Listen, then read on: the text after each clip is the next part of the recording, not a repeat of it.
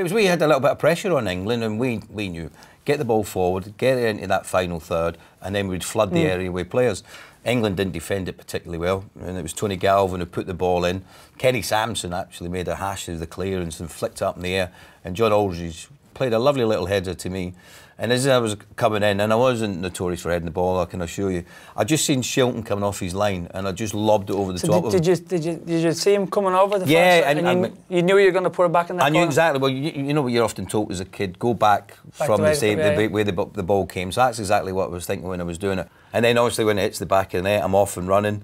But it was fantastic to score. It was my first ever goal for Ireland. You go into every tournament, don't you, thinking that you've got a good chance. That's just, as athletes, that's what we do. You never go into a game thinking that you're ever going to lose. You always think no matter who you're playing against, you're going to win. And that expectation as well, that you're building up, you know, for your friends, for your family. You know, you want to do them proud. You want to do the country proud. So I think as Irish people, we always have that on our shoulders, probably more than anybody else, because the pride that we have. We might not have the flair of other teams, but what we have got is a spirit, great attitude, 100% committed going into games, and that's all fans ever want to see from you, don't they? They want you to be out there, you want to be competitive. That certainly was what we were like in 1980. Yeah, I think we've been lucky. I think certainly everyone I speak to, like the English lads, for example, who play for England, and when they go to tournaments, he said there's a divide in the group.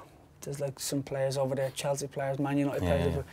Here with the Irish group, over since when you were playing, and it was now the team spirit of the Irish is incredible, and everybody says it. And this group is certainly no different to that. And that's what I think is came on from '88 from you. You kind of passed it on to our generation, and it's continuing. And then that's up to myself now, and people like Shea and John O'Shea, they've kind of passed it on to the next group. Yeah. For me, you're going around, and I said in '88, 1994, you're going around collecting the World Cup, the Euro stickers of all these players, and then 10 years later, you're there yourself. You're doing it yourself, and other kids are collecting here. It's kind of surreal kind of moment, you know, in your career. And as you said, it's starting from being that 5, 6, 7-year-old out in the back garden, pretending that you're one of those players. And now people are doing it about you, so it's certainly great.